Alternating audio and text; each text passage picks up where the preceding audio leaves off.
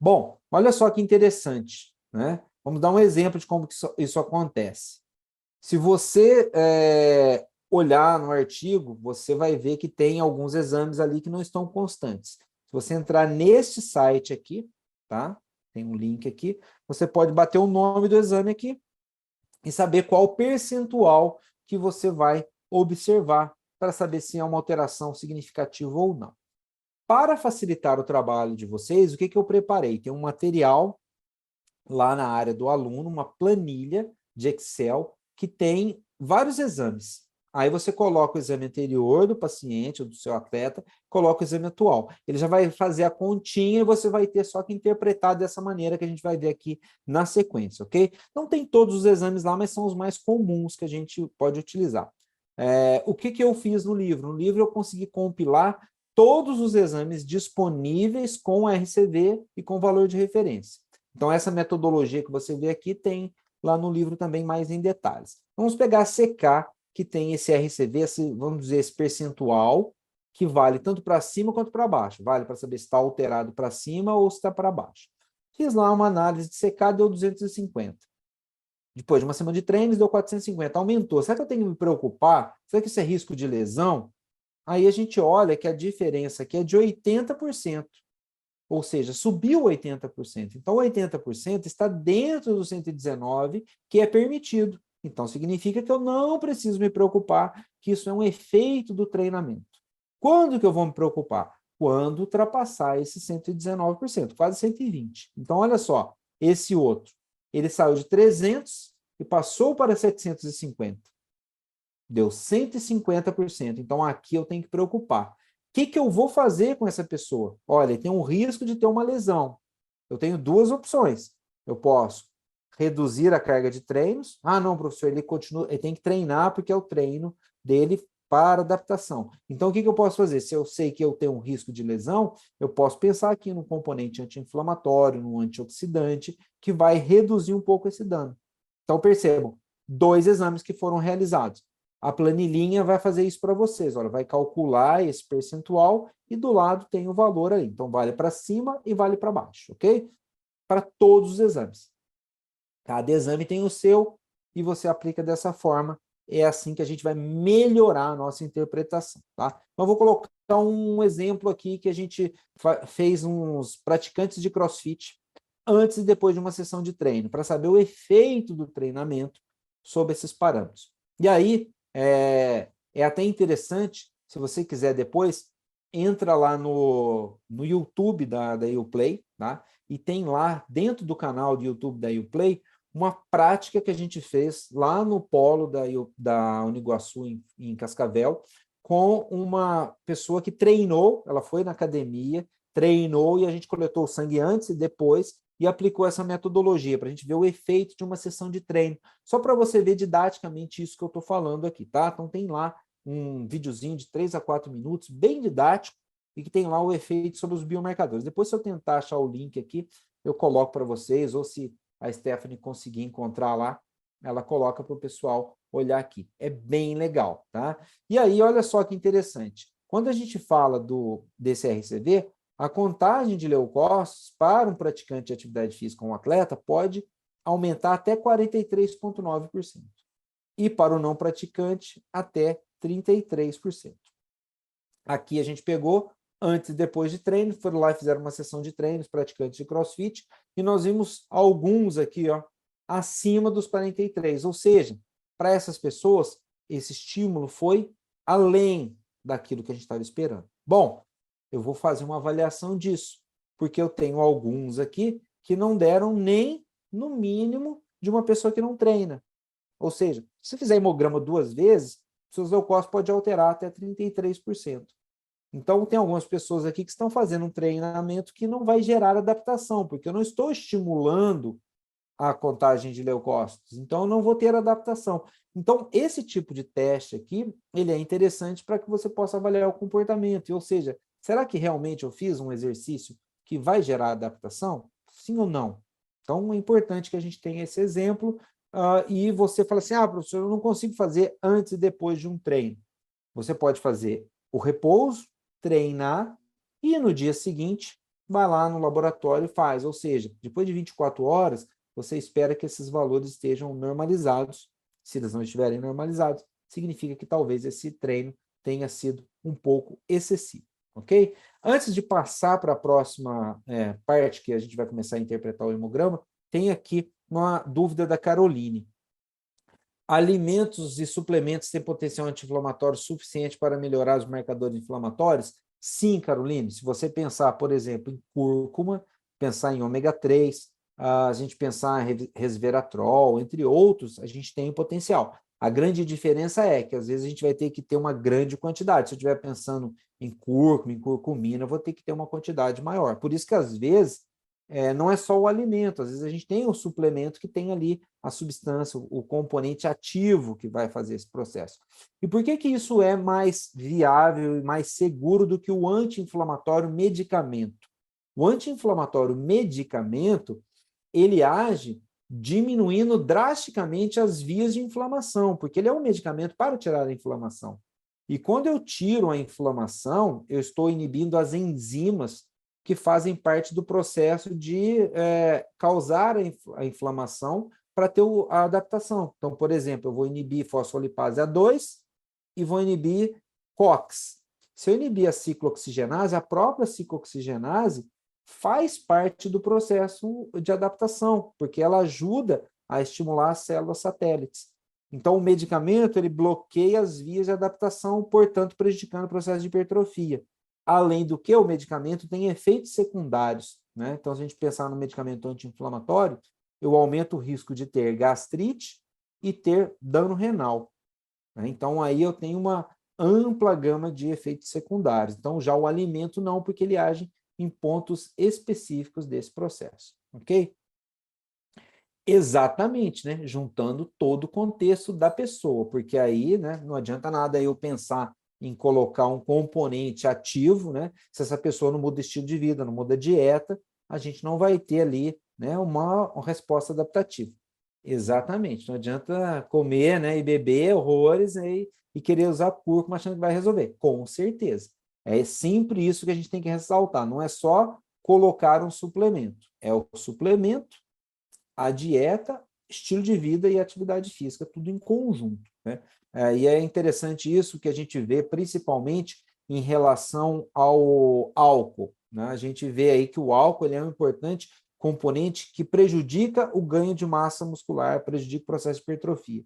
E às vezes a pessoa está lá, compra o suplemento, toma o whey, mas no final de semana bebe, fuma, entre outras coisas. E isso não vai gerar o efeito positivo, muito pelo contrário, vai causar um efeito negativo. Então, tem que ser, né, efetivamente uma mudança de estilo de vida por completo. Então, é muito bem pontuado isso. Não é só o suplemento, é o suplemento junto com a dieta, muito bem lembrado.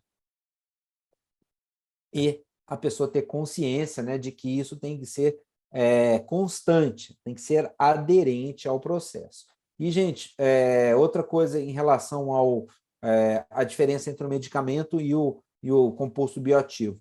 O medicamento, mesmo você tomando uma vez, duas vezes, ou tomando de vez em quando, ele vai ter um impacto negativo, porque você tem que lembrar o seguinte: quando a gente ingere uma dose de medicamentos, essa dose ela tem um efeito terapêutico, tá? Mas o medicamento fica no seu organismo por mais tempo, ele se liga em proteínas de transporte, demora para ser eliminado, então isso fica ali ainda causando um impacto, ok? Então, seguindo aqui, antes da gente entrar no hemograma, mais uma vez ressaltando, a planilhinha de Excel que eu disponibilizei para vocês é para que vocês tentem colocar isso no dia a dia de vocês. Não precisa você mudar de um dia para o outro, mas é importante que você tenha em mente, né, como ela funciona, porque nem toda alteração de exame laboratorial significa alguma coisa. A gente tem alterações que são inerentes ao método, à avaliação biológica, ok?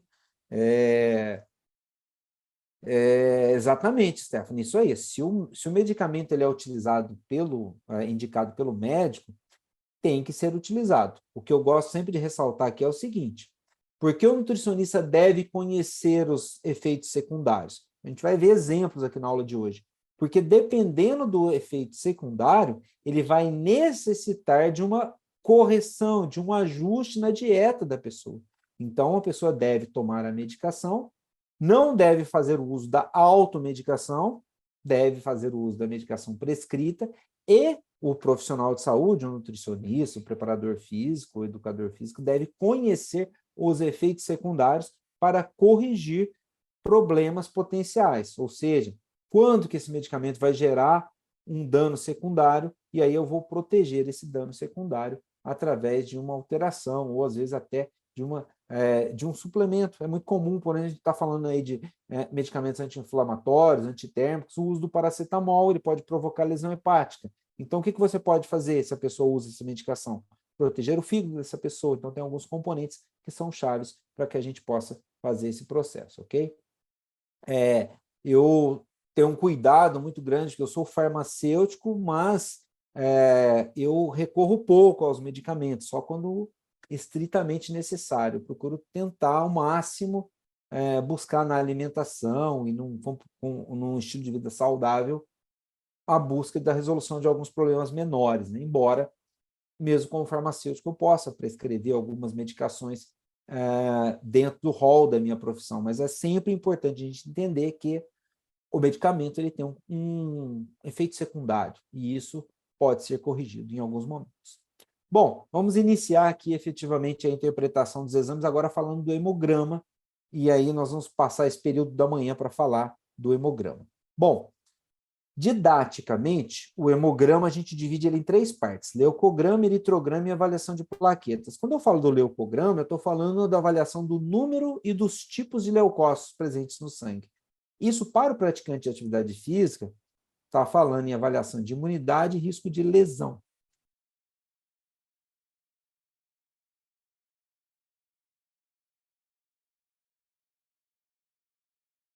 Bom, vamos lá. Seguindo aqui. O risco de lesão e a imunidade. Ou seja, se o leucócito ele é importante para o processo adaptativo, ele vai causar o dano no músculo esquelético. Se eu tenho excesso de produção de leucócito, de liberação de leucócito, eu posso ter excesso de lesão e risco de ter uma lesão que não é de adaptação. Por outro lado, se eu tenho poucos leucócitos, eu vou ter pouca proteção, mais susceptível a infecções. Então, o hemograma ele tem que ser avaliado no praticante de atividade física ou no atleta sobre esses 2 componentes. Tá? E a gente vai avaliar isso e ver que tem formas de modular esses componentes também, seja através de nutrientes ou seja através da dieta. O eritrograma ele avalia a questão do transporte de oxigênio. Né? Assim, a hemoglobina, o hematócrito, a hemácia tem relação com o transporte de oxigênio. E aqui os índices hematimétricos vão falar muito, né, sobre essa capacidade de transporte de oxigênio e quando a gente tem as anemias. E essas anemias, elas podem prejudicar o desempenho de um indivíduo, principalmente se a gente estiver falando de modalidades de endurance. A avaliação das plaquetas, a gente chama aqui genericamente de plaquetograma, né, mas não é tão usual esse nome.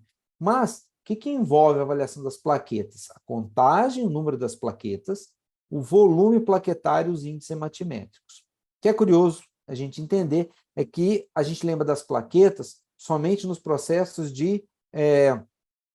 processos relacionados à coagulação sanguínea, mas ela é também importante no processo de regeneração tecidual, ou seja, a adaptação, a hipertrofia, a reparação tecidual dependem de plaquetas. Então, quando o número de plaquetas está muito baixo, a gente tem que avaliar por que essas plaquetas estão diminuídas, porque isso pode impactar num processo relacionado à adaptação, e em algumas modalidades, como, por exemplo, esportes de luta ou de contato, isso pode, inclusive, impactar na capacidade de coagulação e de impedir um sangramento. A longo prazo, isso pode ter um efeito negativo e promover um quadro de anemia por perda sanguínea.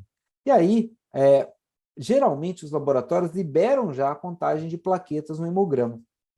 É interessante a gente observar, né, essas aulas de exames, porque quando eu me formei, o hemograma ele não era assim, né, como diria, completo. Então, tinha ali, as pessoas falavam assim, hemograma completo. Por quê? Na época, quando o hemograma foi instituído, ou vinha leucograma ou eritrograma e não vinha contagem de plaquetas. Todo hemograma hoje é completo. Então, se você colocou hemograma, já deveria sair a contagem de plaquetas.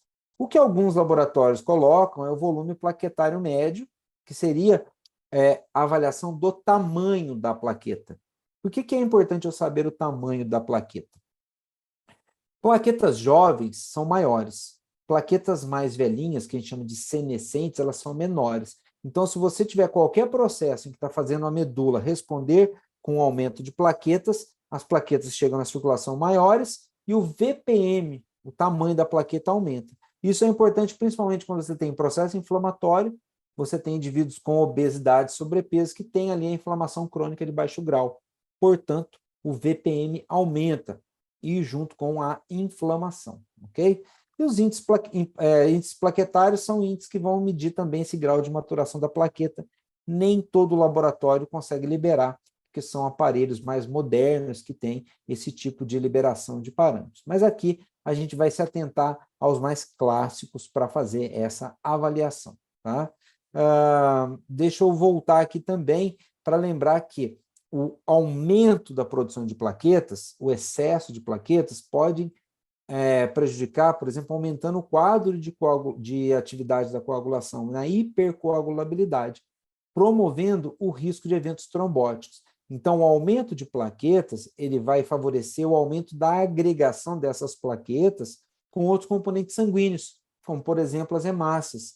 E isso é muito importante quando a gente fala nesse componente do excesso de eritrócitos produzidos por conta de uso de algumas substâncias, né? Como, por exemplo, os agentes anabólicos. Então, uma plaqueta a gente tem que estar preocupado com ela quando ela está diminuída, mas quando ela também está aumentada, e a gente vai ver isso na aula de hoje. Tá?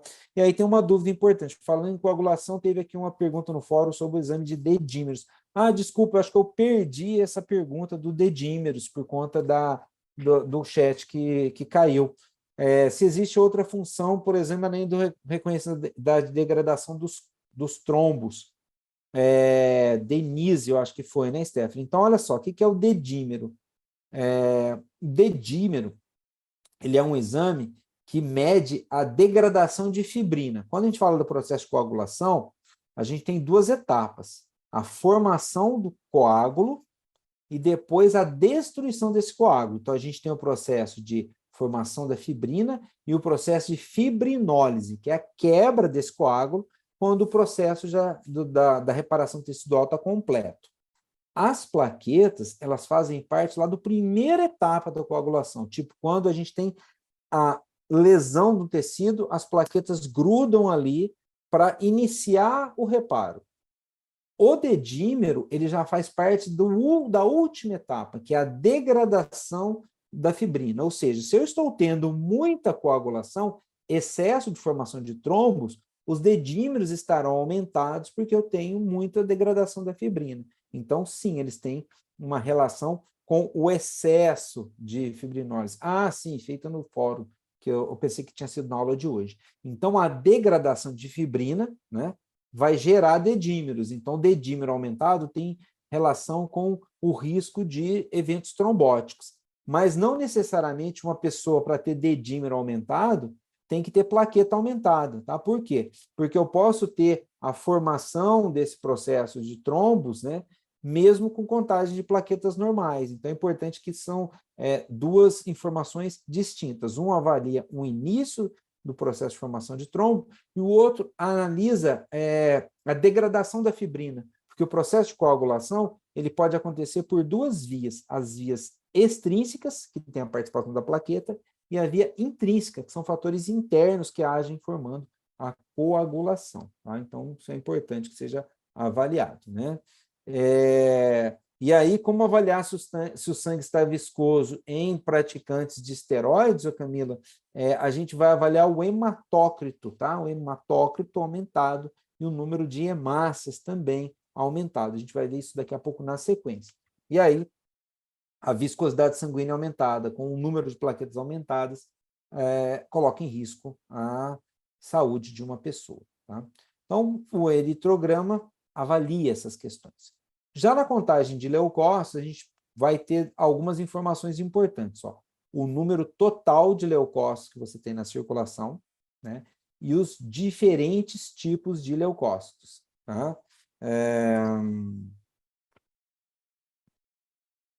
Ó, o Vitor tem uma questão. Vitor, eu vou deixar para responder essa pergunta daqui a pouco e fazer um comentário sobre ela daqui a pouco, quando a gente for avaliar o hematócrito, tá? A parte da série vermelha, mas não vou deixar ela aqui, que eu vou fazer um comentário sobre essa questão do hematócrito, tá? Que é importante, é pertinente. Quando a gente fala dos leucócitos, a gente tem o aumento do número total, e eu posso ter, às vezes, um número total dentro de faixas de referência, mas alteração dos diferentes tipos de leucócitos, tá? Alterando a contagem relativa e a contagem absoluta. Então, vamos dar um exemplo. Vamos pegar essa sala virtual hoje, tá? Nós estamos aqui com 54 pessoas na sala. É o nosso número total de alunos. Eu não vou conseguir fazer essa estatística aqui, mas provavelmente nós devemos ter mais mulheres na sala do que homens. Percentualmente, tá? Nós devemos ter mais mulheres do que homens, ok? Então, no nosso número total é 51. Então, vamos pensar que, né, a gente tenha o número máximo de pessoas que podem estar presentes nessa sala seja 100 pessoas. Então, nós estamos com 51, ok? Vamos supor que a gente tivesse um acréscimo aqui de 20 homens que entrassem na sala. Nós teríamos um aumento de número de homens, um aumento percentual de número de homens, porém não alcançaríamos ainda o aumento, alteraríamos o número máximo de pessoas permitidas na sala. Não sei se vocês me entendem. Não chegou em 100. 20 com 50 dá 70. Então, às vezes, você, dentro do valor de referência do número total de leucócitos, você não ultrapassou o limite do número total, mas você já tem uma alteração do número de neutrófilos, uma alteração do número de linfócitos. É isso que a gente tem que aprender a olhar no hemograma, porque eu já posso ter uma linfocitose, uma neutrofilia, quando eu estou falando de exercício físico, tá? Então, eu posso ter uma alteração nessa população e isso ser um fator de risco, sem ter efetivamente o aumento do número total de leucócitos. Então, eu tenho que sempre perceber quais são os percentuais de células que estão aumentadas ou diminuídas e qual que é o número absoluto, o número circulante dessas células. Por isso que o hemograma tem duas faixinhas ali, né? O número percentual e o número absoluto. Bom, só que daqui a pouco eu vou responder todos esses comentários que estão no chat aqui quando a gente entrar no final desse bloco do hemograma. Então, os valores da contagem normais de leucócitos, quando a gente compara os indivíduos fisicamente ativos com os não praticantes de atividade física, a gente vai ver que a gente tem mais leucócitos do praticante de atividade física, principalmente no mínimo aqui. Por que isso acontece? Deixa eu tirar aqui e vou tentar fazer um desenho aqui no nosso quadro. Deixa eu ver se eu consigo aqui, né? Porque para desenhar aqui nesse quadro, tem que ter um pouquinho de habilidade, né? Então, vamos pensar aqui. A gente pensar aqui no quadro temporal, né? Uma criança de 6 anos agora, brincando com o tablet. Vamos lá. Olha só, você pega os leucócitos, estimula por causa do treino da leucocitose. Aumenta no sangue. Esses leucócitos estão caminhando para o músculo, diminuindo no sangue. Só que aí você já treinou de novo. E aí você vai fazendo o quê? Sempre treina, descansa, sempre treina, descansa. Então, você, praticante de atividade física, sempre vai ter um valor de leucócitos ali no sangue acima daquela pessoa que não treina, tá? Só que assim, vamos voltar aqui no nosso slide, tá? Olha só, você vai ter um valor acima, mas não pode ser além do valor de referência, porque senão vai ser em excesso, tá? Então, 5.000 a 10.800, 3.800 a 10.000 para quem não treina. Então, presta atenção numa coisa. Quem são os responsáveis por promover a adaptação lá no músculo esquelético? Os leucócitos. Para que você tenha mais leucócitos no músculo, você tem que fazer com que esses leucócitos passem pelo sangue. Eles saem da medula óssea, passam pelo sangue e chegam no músculo. Então, se você precisa de leucócitos para causar adaptação, você tem que lembrar que esses leucócitos também são importantes para a sua imunidade. Então, gente, olha só, esse detalhe aqui, né? Vamos pegar a canetinha aqui, ó. 5.000 leucócitos é o mínimo que você tem que ter para uma pessoa que pratica atividade física. Então, o mínimo de leucócitos para um praticante de atividade física é diferente do não praticante. Olha só, o não praticante, 3.800, próximo de 4. Então, percebam que se você tiver poucos leucócitos, né? Vamos apagar aqui esse desenho aqui. Se você tiver poucos leucócitos no sangue, você terá dificuldades de ter adaptação positiva. Então, não adianta você pegar um hemograma de alguém que treina e achar que 4.000 leucócitos é normal. Não é, você precisa melhorar isso. Então, você vai ter que investigar questões relacionadas à produção dos leucócitos, que a gente vai ver na sequência. Existem dois termos que a gente usa na clínica, que é leucocitose e leucopenia, que são um pouco diferentes aqui para o praticante de atividade física, ok? O aumento do número de leucócitos na circulação acima de 11.000, a gente chama de leucocitose, mas isso são alterações patológicas, ok? Que pode ser uma infecção por bactéria, por vírus, fungos, e o quadro de diminuição dos leucócitos a gente chama de leucopenia, que na clínica é abaixo de 2.000 células, ou seja, menos de 2.000 leucócitos, que a gente chama de leucopenia. Isso está relacionado também com infecções virais, bacterianas, quando a gente tem mais consumo do que liberação, e num quadro de carência nutricional. Então, fica muito atento a isso aqui, ó. Vamos marcar aqui, ó. Carência nutricional, déficit de proteínas, de carboidratos na sua dieta, a longo prazo, vão diminuir o número de leucócitos que a sua medula produz. Então, às vezes, a gente pega atletas, praticantes de atividade física, que vêm de um longo histórico de carência, de restrição dietética, de carência nutricional, mesmo até por condições socioculturais, socioeconômicas. E isso impacta no número de leucócitos, e isso vai dificultar a adaptação positiva. Então, fiquem atentos aqui ao processo de diminuição dos leucócitos pela carência nutricional. Agora, está aqui, ó, leucocitose e leucopenia podem ser causados por infecções por bactérias ou vírus. Eu não estou louco, não. Tanto pode aumentar quanto diminuir. Mas vamos pensar assim, né? Você chama os amigos para ir na sua casa, tá? E aí você chama esses amigos, e não vamos falar de bebidas alcoólicas aqui, mas eles adoram tomar um energético. E você foi lá e comprou, né, aquela quantidade habitual de energéticos que você tem na sua casa. Comprou lá, tem lá 5, 6 garrafinhas de energético dentro da sua geladeira. Se de repente chegar, né, 5, 6 amigos que são ávidos tomadores de energético, eles vão acabar com os energéticos da sua geladeira. E você vai ter que sair para comprar. Nesse período em que você saiu para comprar e voltar, a sua geladeira está vazia de energético. O que acontece num processo infeccioso grave? Você tem um aumento do consumo de leucócitos e a sua medula ela não consegue responder, muitas vezes, com a quantidade necessária. Então, você tem esse desequilíbrio e por isso que a gente tem a diminuição do número de leucócitos. Agora, vamos olhar para esse lado de cá. Você é praticante de atividade física e a sua medula não está muito legal, você está ali com uma restrição calórica, você está ali com um processo de imunossupressão, ou às vezes é a pessoa que toma um medicamento anti-inflamatório. Então, a capacidade de liberação de células da medula não está ideal. Então, às vezes, você vai ter um processo infeccioso consumindo esses leucócitos e vai ter prejuízo na adaptação positiva. Então, esses dois componentes aqui, eles são importantes. E aí, por que a gente tem leucocitose? Porque você tem um número de células que estão na circulação. E essas células, né, elas ficam ali circulando. E tem outras que ficam fracamente aderidas no vaso. Todas as vezes que a gente tem movimentação por conta da atividade física, o movimento músculo, movimento os vasos e eu aumento o pulso circulante, que pode praticamente dobrar os leucócitos. Essa população aumentada de leucócitos é proporcional à intensidade e duração do exercício. Tá? Então, se a gente olhar aqui, por exemplo, um treinamento de força, uma pessoa que fez uma sessão de treinamento de força, aqui esses 7 indivíduos fizeram lá um treino de musculação e aí aumentou os leucócitos no sangue. E eles ficaram uma semana sem treinar. Percebam que os leucócitos aumentam e depois de 24, 48, 72 horas, eles estão normalizados.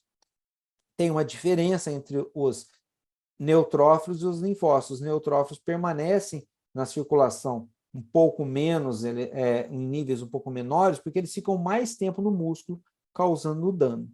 Isso significa dizer que por que a pessoa tem mais leucócitos, quem pratica atividade física? Eu mostrei para vocês que no dia seguinte você vai treinar de novo. Mas se uma pessoa treinar uma vez por semana, não vai ter efeito adaptativo nenhum. Por quê? Porque você vai ter pouca chegada de células lá no músculo, então isso não vai fazer efeito adaptativo. Mas, para fazer uma análise, né, dessas células no sangue, se você puder esperar 24 horas, melhor. Depois você treina, depois que fez a coleta de sangue, ok? Então, você tem um efeito aqui que deve ser observado, um efeito agudo. Agora, em repouso, tá? Se você fizer essa análise em repouso, você vai perceber que alguns praticantes, algumas pessoas têm os leucócitos um pouco menores. Qual que é a consequência disso? Menos resposta, né, contra agentes infecciosos, menos resposta imune, e dificuldade de adaptação ao treinamento, principalmente se você estiver esperando processo de hipertrofia. Então, às vezes, a pessoa tem dificuldade em ganhar massa muscular, você não avaliou questões relacionadas ao número de leucócitos.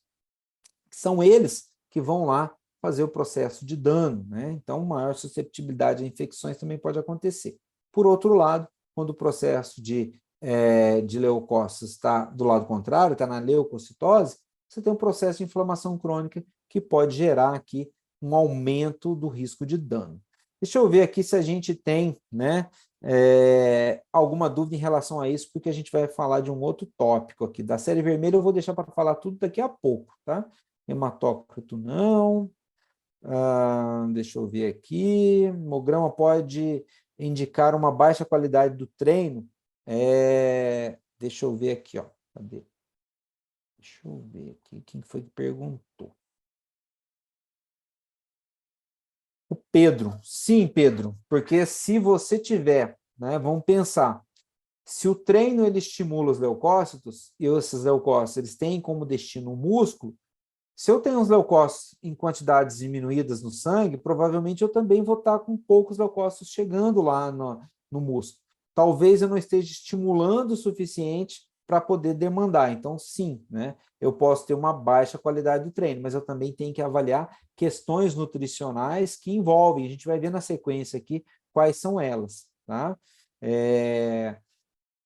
E também, lógico, que tem exames que podem ser relacionados com a qualidade do treino, são os marcadores de lesão. Então, a gente cruza o hemograma com os marcadores de lesão. Mas, parcialmente, os leucócitos podem nos sinalizar, sim, uma baixa qualidade do treino. Mas outros marcadores, como os marcadores de lesão, eles também têm uma sensibilidade maior para dizer isso. Sabe por que sensibilidade?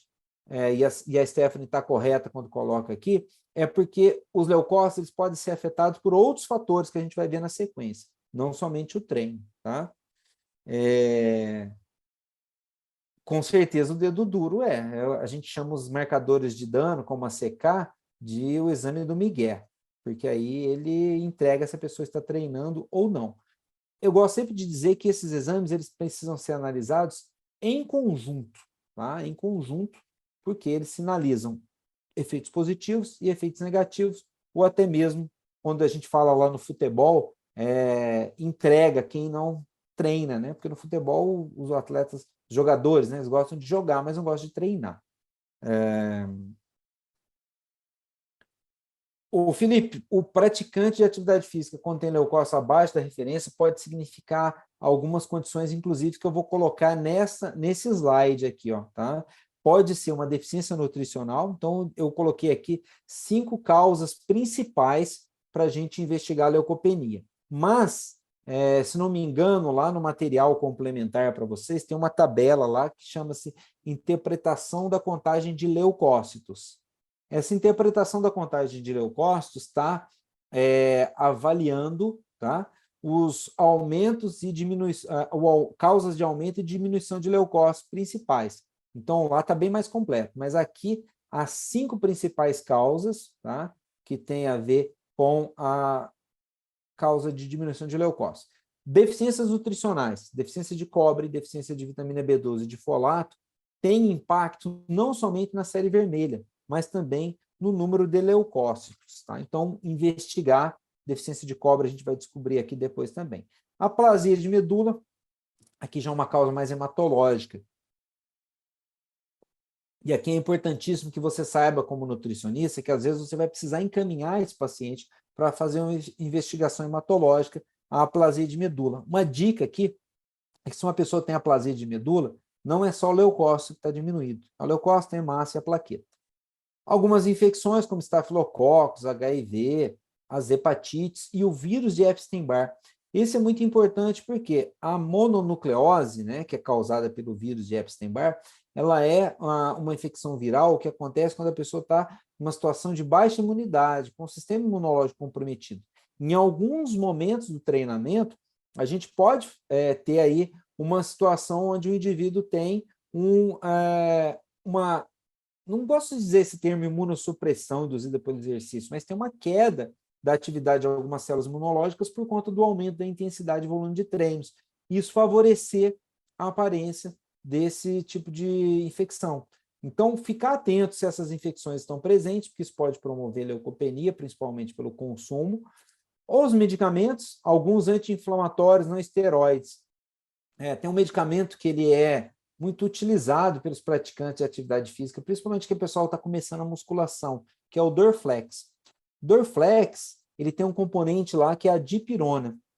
A dipirona, ela é um excelente antitérmico, só que ela tem um efeito de causar uma coisa chamada de agranulocitose, diminuição do número de leucócitos, justamente para diminuir a febre. E aí, o que a gente tem? A gente tem, às vezes, pessoas que fazem uso frequente dessa medicação, e isso tem um impacto no número de leucócitos. Então, investigar quais são os medicamentos que essa pessoa utiliza. Em geral, os medicamentos anti-inflamatórios têm efeito sobre os leucócitos, e também investigar uma possível desbiose provocada por alterações, né, relacionadas à dieta, mas também por medicamentos como os antibióticos. É muito importante que a gente entenda o seguinte: os medicamentos, eles têm a sua função terapêutica. E aqui, né, reforçar aquilo que a gente já falou anteriormente, não estou dizendo que você não deve usar o antibiótico, mas sim saber que depois do uso de antibiótico, alguns cuidados devem ser tomados, tá? Então, aí alguns cuidados relativos à recomposição da microbiota.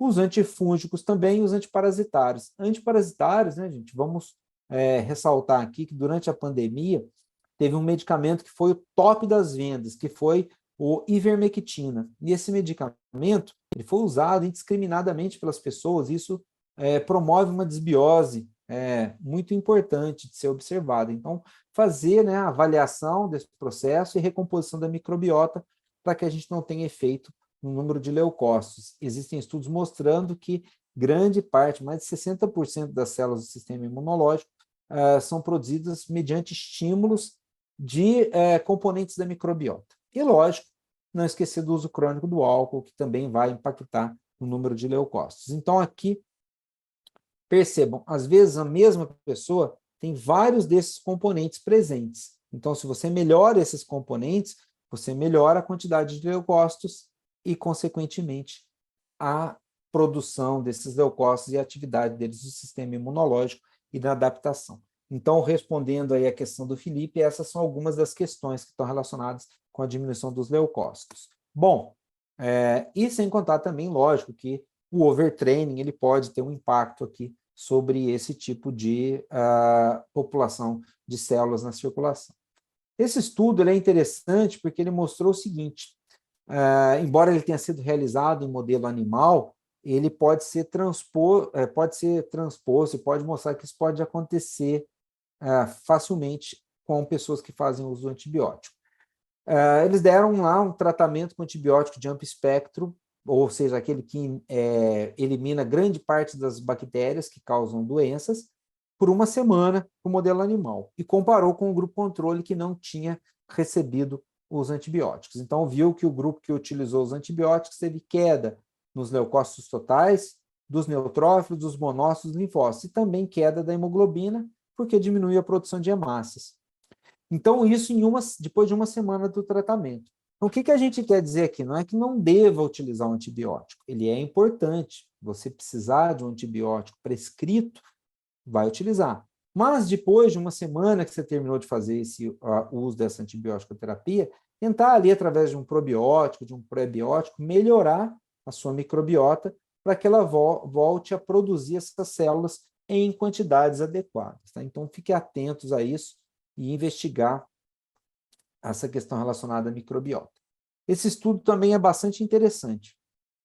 ele não foi realizado com o praticante de atividade física, mas ele também vai ter uma resposta semelhante com os praticantes de atividade física. Olha só, essa revisão sistemática mostrou que 65% dos pacientes com deficiência de cobre tinham leucopenia, ou seja, o cobre fundamental para a produção desses leucócitos. E aqui a gente teve aqui 52% com anemia e leucopenia, e às vezes as pessoas lembram muito do cobre na anemia, mas lembrar que ele também é importantíssimo para a produção dos leucócitos. E como avaliar o cobre? Você pode avaliar o cobre através da dosagem sérica ou também de uma proteína conhecida como ceruloplasmina.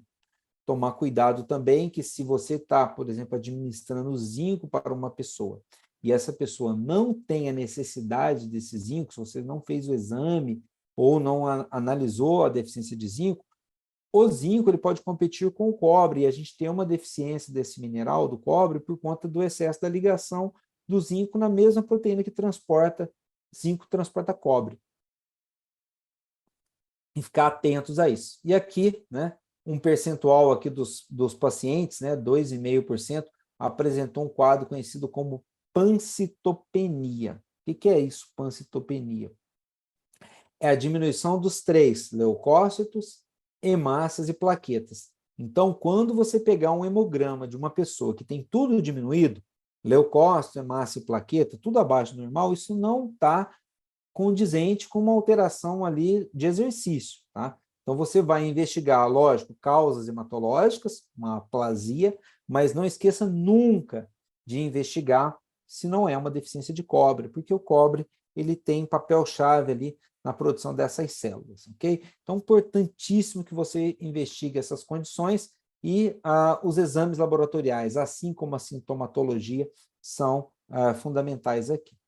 E aqui a gente tem uma análise, né, de contagem de neutrófilos em atletas profissionais, em repouso, é sempre importante a gente ressaltar isso, e alguns deles com neutropenia, olha só, neutrófilos abaixo do valor de referência. Então, pensando, né, na função do neutrófilo dentro do processo de adaptação ao exercício, não estou dizendo aqui da função imune, tá? Na função imune, esses neutrófilos participam da imunidade inata, tá? Mas primeiro vamos pensar, dentro da função de adaptação, qual seria o problema para essas pessoas? Então, vamos aí. Quem puder me ajudar aí no chat, coloca aí. Qual que seria o problema para essas pessoas que estão com neutrófilos abaixo do valor de referência, muito próximo do limite mínimo? Pensar na função dele aí no processo adaptativo. Que me ajuda aí. Vamos lá. As pessoas estão muito tímidas aí, hein? Ó, Vitor, isso aí, menor adaptação, né? Menor recuperação e adaptação ao treinamento. Perfeito. Porque esse neutrófilo ele participa ativamente do processo de dano, né? No processo de dano, e aí a gente vai ter menos adaptação. Então, se você está avaliando uma pessoa, às vezes ela está com dificuldade no processo de alcançar o objetivo ali dela, que é a hipertrofia, dá uma avaliada no leucócito para ver, né, se o neutrófilo está abaixo do limite mínimo ou está muito próximo do mínimo.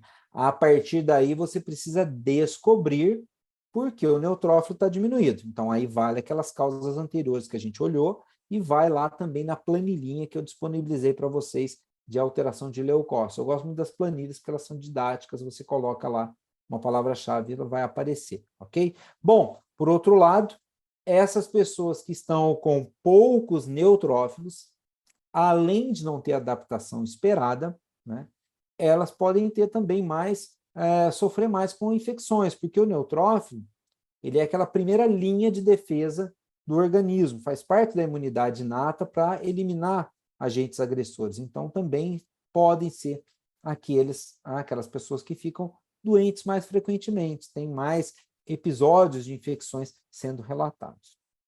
Bom, e aqui tem um que está com neutrófilo acima do limite de referência, é o que a gente chama de neutrofilia, tá? Neutrofilia, neutrófilos acima do intervalo de referência. Neste caso, qual o problema? Qual o risco? É um risco de dano, de lesão. Então, aqui, sim, a gente poderia pensar em um componente anti-inflamatório, em alguma coisa, em algum antioxidante, alguma coisa mais pontual para você eliminar, limitar esse risco aqui, ok? Então, fique atentos a essas duas situações aqui, ok? Bom, eu gosto sempre de dizer sobre os neutrófilos, e assim como tudo na vida, sempre tem bons e maus momentos, boas e más notícias, né? Good news para os neutrófilos é que eles são importantes no papel de adaptação ao treinamento, proteção do organismo, porque eles produzem espécies reativas de oxigênio. Então, você tem que pensar no momento em que você vai trabalhar uma estratégia antioxidante, porque você não quer limitar o dano, não quer limitar a adaptação, mas pensar também que o excesso de neutrófilos, a migração descontrolada de neutrófilos para o sítio inflamatório, pode aumentar o risco de ter uma lesão, um estresse oxidativo acontecendo. Então, nem pouco nem muito. E aí, gente, fica uma dica aqui, tá? Às vezes, a pessoa, o praticante de atividade física, o atleta, ele tem um foco infeccioso, tá? Esse foco infeccioso pode ser no dente, pode ser um trauma, pode ser qualquer tipo de infecção. O que acontece na infecção?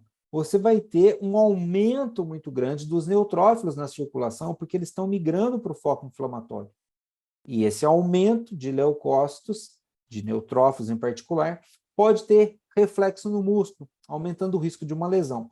Por isso que é importante a gente identificar focos infecciosos e tratar a infecção, para que você tenha diminuição desses neutrófilos e desses leucócitos que estão causando dano. Por isso que aqui mais uma vez, né, relembrando o que a gente já falou, que é sempre importante que processos infecciosos, processos patológicos sejam tratados, e aí a gente muitas vezes precisa, lógico, da medicação, ok?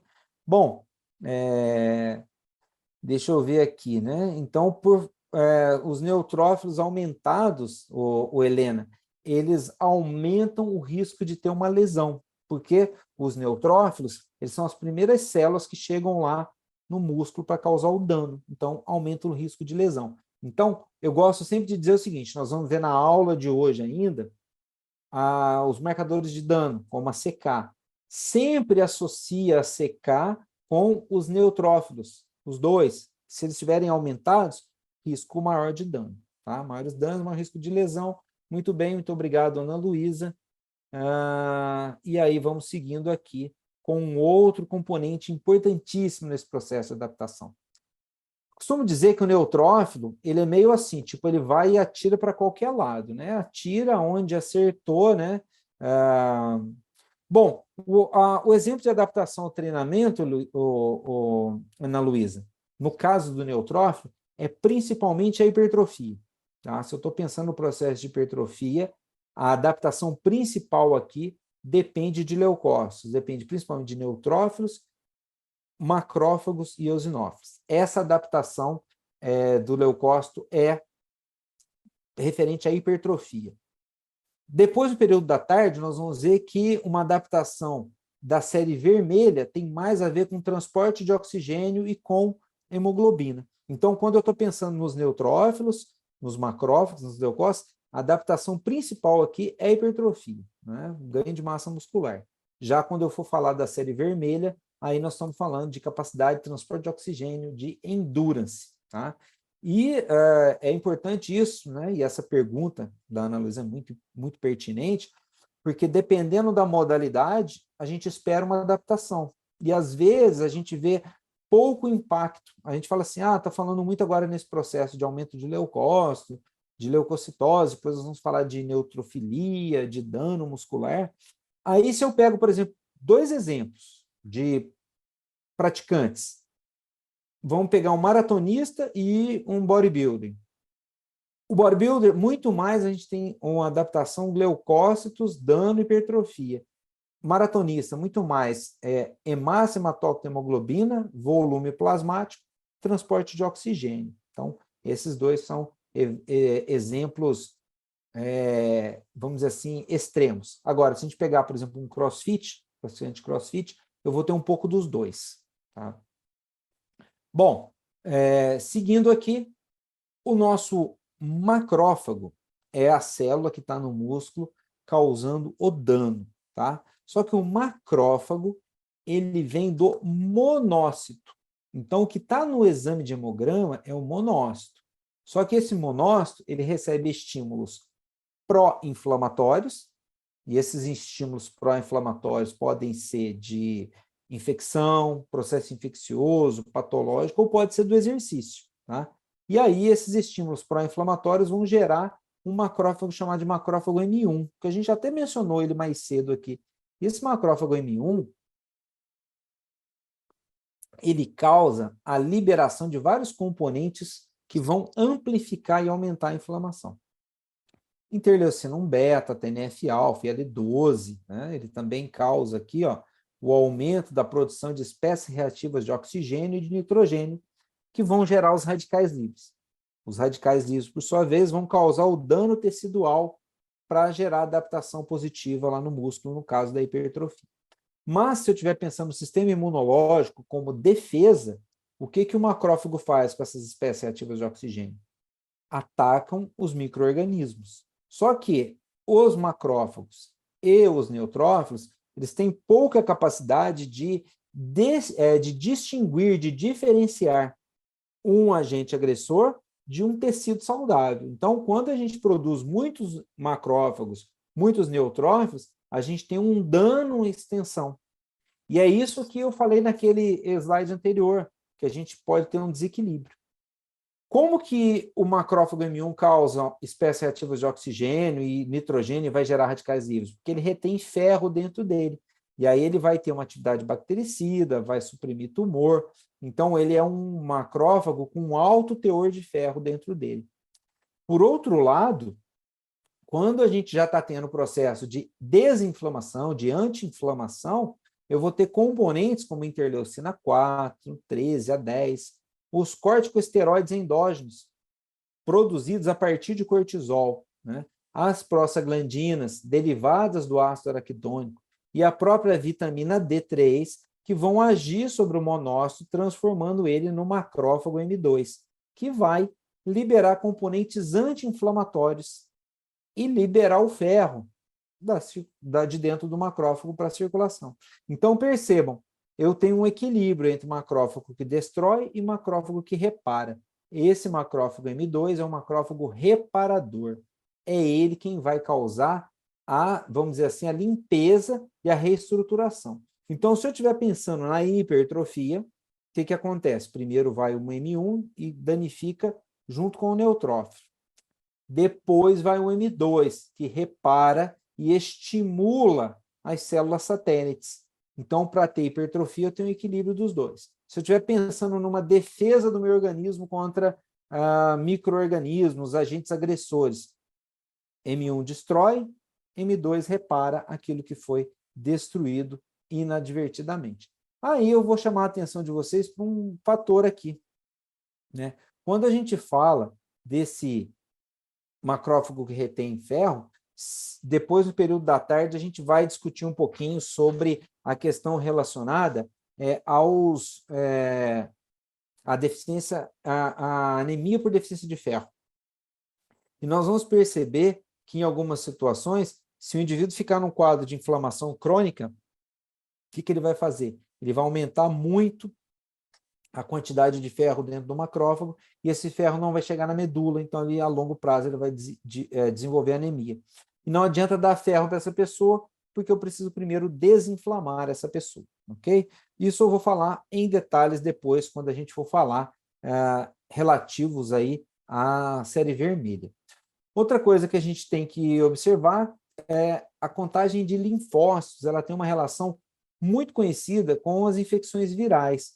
Mas, né, linfócitos aumentados não estão aumentados só nas infecções virais. A gente tem uma série de infecções bacterianas, parasitoses e até a questão relacionada à vacinação e à hipersensibilidade a drogas. Por isso que, para a gente fazer uma avaliação mais profunda da alteração relacionada à linfocitose reativa, a gente vai fazer lá naquela planilhinha que eu mandei para vocês, que tem lá causas de linfocitose e causas de linfopenia.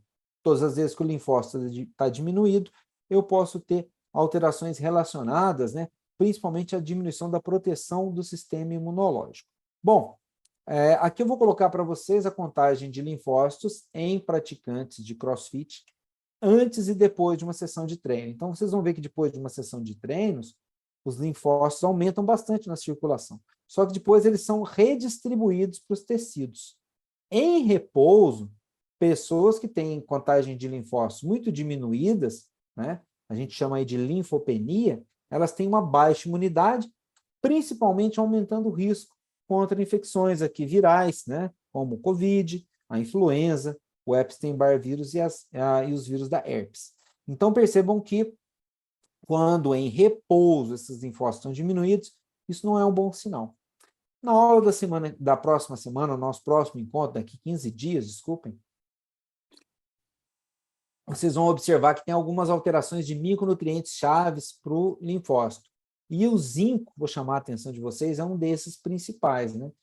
Quantidades diminuídas de zinco impactam diretamente na diminuição da produção de linfócitos. E aqui, quando a gente faz atividade física, eu aumento o número de linfócitos, depois eles são redistribuídos para os tecidos, e aí essa redistribuição vai estar relacionada com uma maior imunovigilância, o que a gente chama de imunovigilância, maior atividade dos linfócitos nos tecidos. Tá? Então, isso ajuda bastante, né, no nosso quadro de proteção, principalmente contra as células tumorais, né, porque as células NK, ou células natural killer, elas são bastante importantes aqui no processo de destruição de células tumorais ou células que têm aí algum processo neoplásico. Lógico que a gente tem que estar sempre atentos a essas alterações e excluir as causas clínicas de leucocitose quando a gente quiser relacionar o aumento de leucócitos ao excesso do exercício. Então, aqui tem algumas das principais, tá? Mas mandei uma tabelinha para vocês com bastante complexidade, que tem lá causa de aumento de várias células que vocês podem olhar com tranquilidade. O material já está no Moodle, muito obrigado por me lembrar, e vou mandar aqui ainda, antes do período da manhã, terminar o artigo lá do RCV. Bom, eu queria colocar para vocês aqui, então, esse exemplo, antes da gente ir para o nosso almoço, que o excesso de treinamento ele pode ser analisado através do hemograma. É um exame simples que pode mostrar, por exemplo, como este aqui, ó, um hemograma de um praticante de atividade física, um homem praticante de CrossFit, que fez o hemograma em repouso um dia depois de ter treinado. Então, ele foi, treinou, no dia seguinte ele foi lá para o laboratório, fez a análise. E olha só, ele estava com 18 mil leucócitos, leucocitose, e 10 mil neutrófilos, neutrofilia. Então, ele estava com leucocitose e neutrofilia. Ele não tinha nenhum processo infeccioso. Tá? Então, aqui não tem nenhum processo infeccioso relacionado a patologia, trauma, nada disso. Então, isso aqui é excesso de treinamento. Então, o que eu tenho que pensar? Se ele continuar nesse ritmo, desse tipo de estímulo e não recuperado, lá na frente ele pode ter uma inflamação e aumentar o dano, e aí ele não ter esse dano não ser um dano de adaptação, e sim de ter uma lesão. Então, ele pode ter uma lesão mais séria, que incapacita ele, por exemplo, de fazer atividade física. Então, neste caso aqui, se a gente observa essa leucocitose, eu tenho duas estratégias. Eu posso prolongar a recuperação, aumentar o tempo de descanso, eu posso diminuir o estímulo, então isso eu estou mexendo no treino, ou eu posso entrar com componentes anti-inflamatórios, modular a dieta desse indivíduo para uma dieta mais anti-inflamatória, aumentando o aporte de antioxidantes para tentar limitar o dano. Então, eu tenho duas estratégias. Quando que eu vou optar por essas estratégias? Se ele estiver próximo de uma fase competitiva, eu posso modular essa questão dos antioxidantes. Agora, se ele estiver numa fase em que ele quer adaptação, não posso pensar muito em diminuir estímulo. Então, esse exame, ele nos sinaliza isso, nos ajuda a entender esse processo. Mas, mais uma vez, queria ressaltar com vocês, ó, só posso dar essa interpretação se eu excluir as causas clínicas de alteração de leucócitos. Então, vocês vão olhar no material que tem disponível para vocês lá, excluir essas causas, então eu vou avaliar aqui isso sobre esse prisma do excesso de treinamento, ok? Então, a gente avaliar aqui que as alterações importantes aqui estão relacionadas ao excesso de treinamento, ok?